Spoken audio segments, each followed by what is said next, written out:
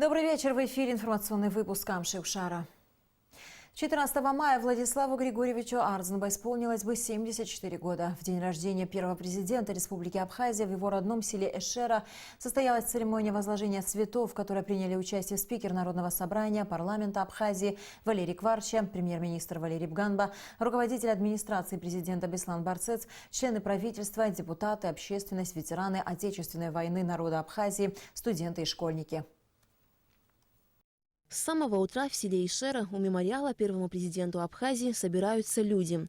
В день рождения Владислава Ардзенбо сюда едут со всей страны, чтобы отдать дань памяти выдающемуся лидеру абхазского народа. Владислав Григорьевич Ардзенбо – это не просто уникальная личность, а целая историческая эпоха. В абхазской политике он появился очень неожиданно и ярко. Судьба буквально вытолкнула ученого на поприще политической деятельности в годы перестройки.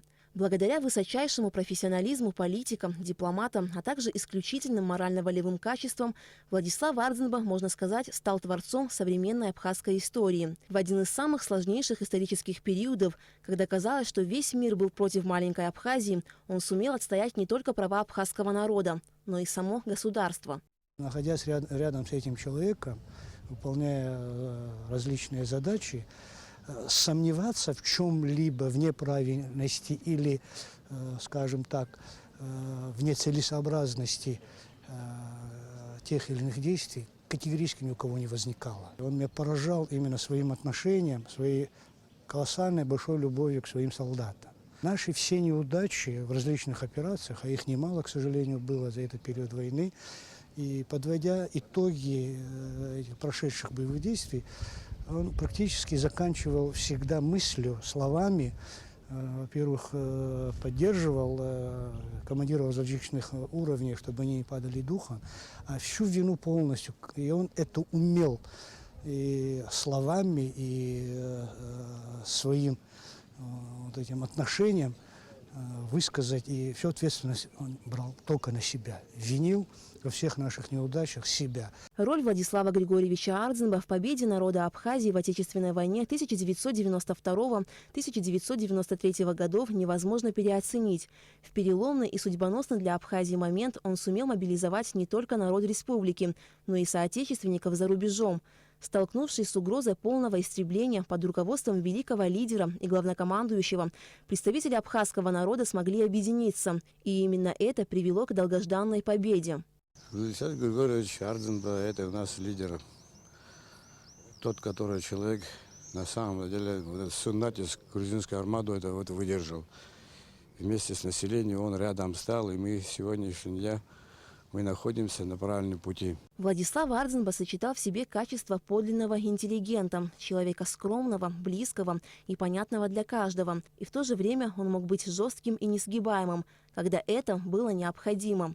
Владислав Григорьевич безгранично любил родину и всю свою жизнь посвятил ее служению. В сердцах каждого представителя абхазского народа он навеки остался примером настоящего патриота, лидера, человека, сумевшего спасти нацию от истребления. То, что родился в нашем селе такой великий человек, и великий человек для всей Абхазии, это останется на веки веков. Большущую роль, как главнокомандующий, он сыграл в нашей войне. Он очень часто приезжал в тыл и этим солдатам поднимал дух.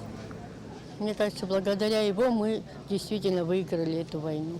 За исключительные заслуги перед Республикой Абхазия, коренным образом повлиявшие на судьбу народа и государства, а также за успешное проведение военных операций в масштабе всех вооруженных сил, в результате которых была одержана победа в Отечественной войне, Владислав Ардзенбо удостоен ордена Ахтзапша первой степени. За мужество и героизм, проявленные при защите Отечества, Владиславу Ардзенбо присвоено звание Героя Абхазии. Скоропостижная смерть первого президента 4 марта 2010 года стала всеобщим потрясением для всего народа Абхазии. Но идеи Владислава Ардзенбо живы по-прежнему. Жива и его вера в будущее независимого абхазского государства.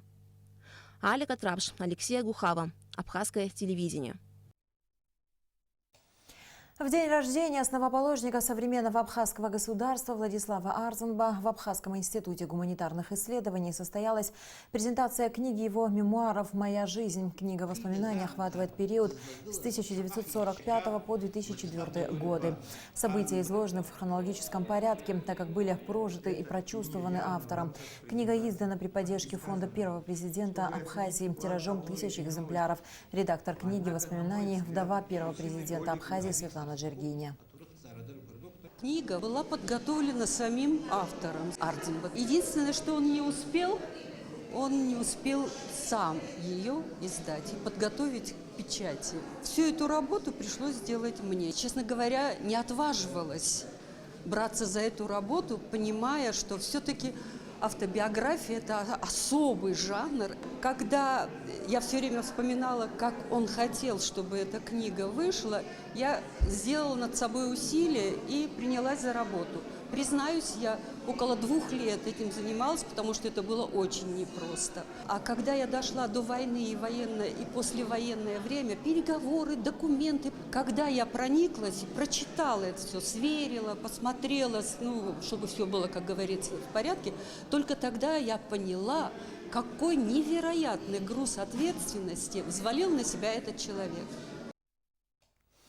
В честь дня рождения первого президента Абхазии по маршруту Сухум мемориал Владислава Арзанба ПСОУ Сухум прошел автопробег, в котором приняли участие более 20 автолюбителей. Подробности в репортаже Саида Джарсалия. На площади Свободы в Сухуме из разных уголков Абхазии собираются участники автопробега. Владельцы машин представительского класса, выпускавшихся в начале 90-х, решили организовать акцию памяти в честь первого президента Республики Абхазия. В автопробеге, посвященном дню рождения первого президента Абхазии Владислава Арзанба, участвуют до 20 автомобилей. Все машины одной немецкой марки – Mercedes-Benz 140 серии. Среди них есть и автомобиль с историей – служебная машина, на которой ездил Владислав Григорьевич. Автомобиль «Мерседес», который в послевоенные годы был служебным автотранспортом Владислава Арзанба, был найден и отреставрирован энтузиастами. Сохранились и оригинальные номера. На сегодняшний день автомобиль находится в хорошем техническом состоянии и возглавляет колонну участников. Возраст самой старшей машины-участницы – 29 лет, младшей – 21 год. Идея организации автопробега принадлежит членам клуба любителей «Мерседесов» 140 серии. По словам основателя клуба Бориса Соловьева, таким образом участники акции решили почтить память Владислава Арзанба. Мы объединились, все ребята собрались, где-то 25 машин, вот эти старые машины, и клуб создали, клуб любителей модели 140. И еще Владислава Григорьевича, первого президента Абхазии, основоположника нашего государства, его машину тоже отреставрировали. Она была очень старенькая, в таком запущенном состоянии, но благодаря энтузиастам, ребятам, все ее восстановили, и вот сегодня мы решили приурочить этот пробег к его памяти. И вот сбор всех участников завершен. Автопробег стартовал с площади Свободы. Следующая остановка в Нижней Ишере, у могилы первого президента Абхазии. Здесь участники акции к мемориалу Владислава Арзанба возложили цветы.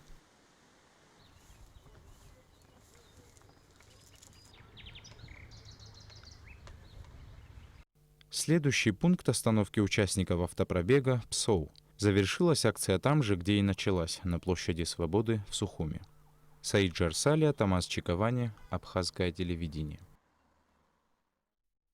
Пресс-служба республиканского унитарного предприятия «Черноморэнерго» распространила комментарий по поводу заявлений, сделанных министром экономики и устойчивого развития Грузии Натией Турнава в ходе поездки на плотину Ингур-ГЭС, в которых говорится о начале работ грузинской стороны по восстановлению перепадных ГЭС, расположенных на территории Республики Абхазия.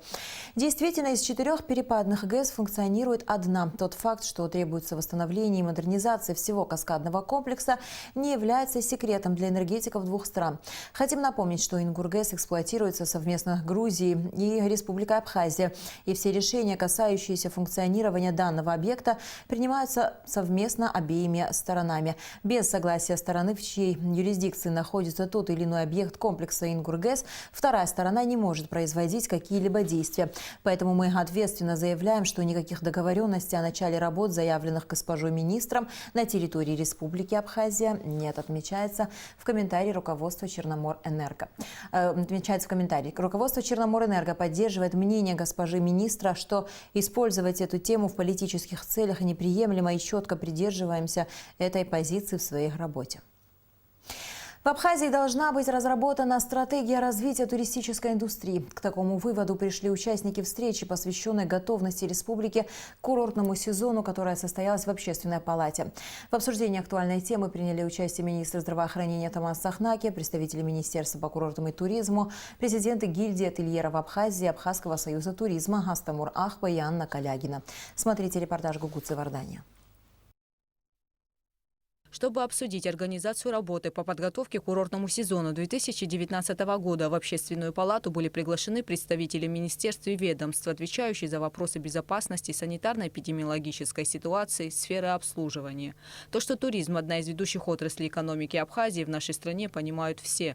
Однако уровень сервиса и инфраструктуры в республике все еще недостаточно высок. Поэтому всем структурным подразделениям администрации городов и районов необходимо активизировать свою работу, отмечалось на встрече. Представитель Министерства по курортам и туризму Адамыр Мукба отметил, что сезон начался достаточно неплохо. По сравнению с 2018 годом, в этом году за майские праздники страну посетили немалое количество туристов. Если сравнивать экскурсионные объекты, их показатели, за май месяц 2018 года в сравнении, пещеру посетило 4258 человек за 10 дней, то есть за майские праздники.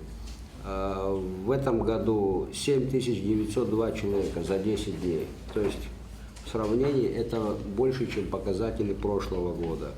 По Рицинскому заповеднику в 2018 году за 10 майских дней было около 9 тысяч, в этом году 16,5.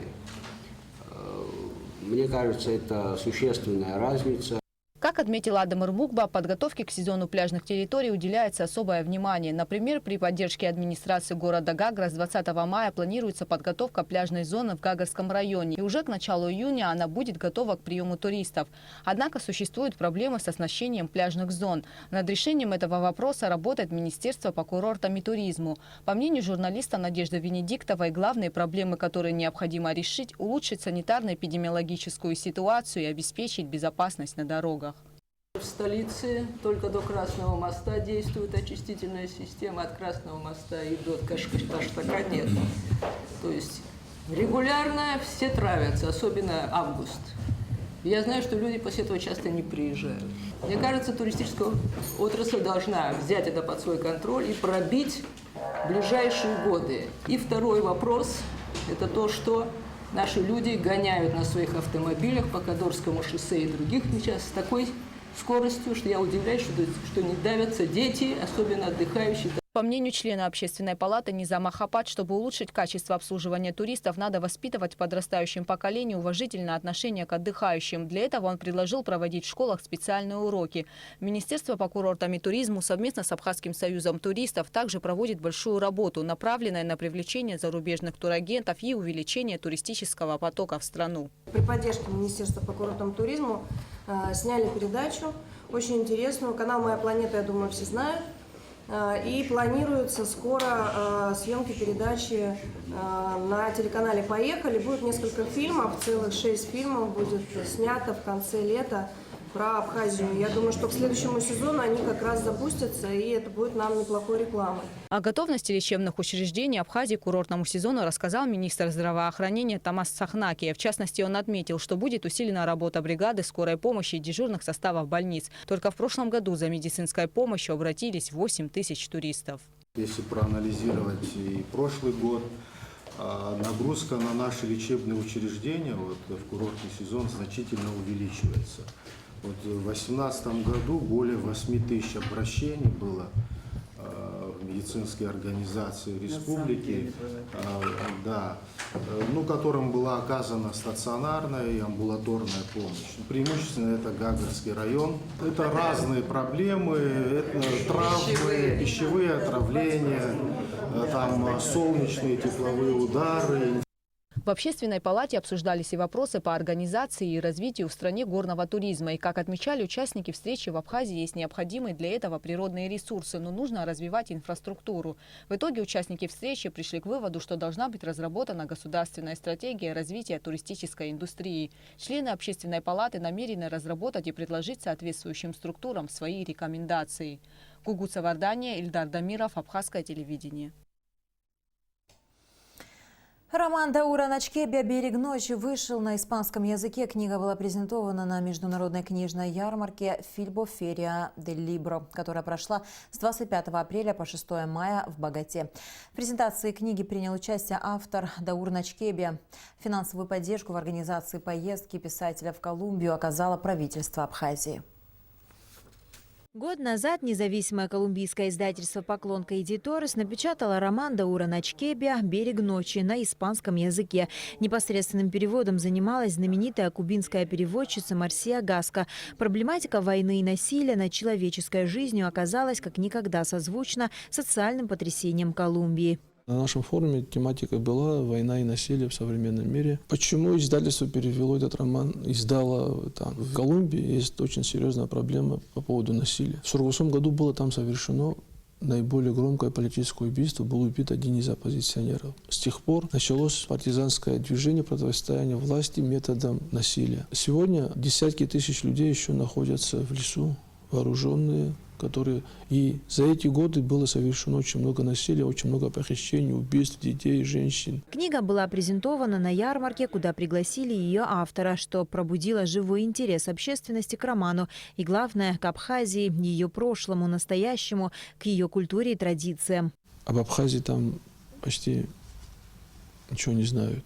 Даже на кафедре геополитики, где состоялась первая встреча, и где присутствовали преподаватели, аспиранты, студенты этой кафедры, и вел ее нашу встречу профессор кафедры. Это один из самых продвинутых университетов в Колумбии, Дель Росарио. И вот там тоже нас относят к Центральной Азии по какой-то новой геополитической теории.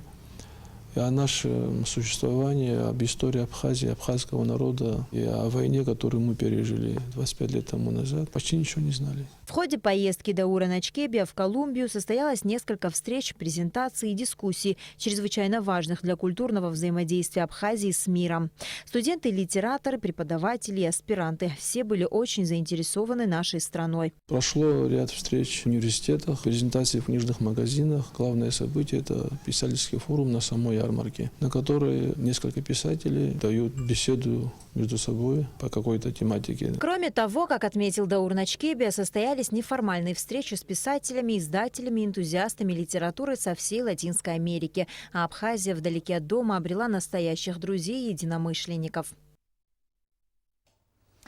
И в завершении выпуска о погоде. По сообщению Гидрометцентра, в Абхазии ожидается преимущественно ясная погода. Ночью, утром и вечером местами возможен туман. Температура воздуха ночью 11-16, днем 22-27 градусов. Температура морской воды 16 градусов.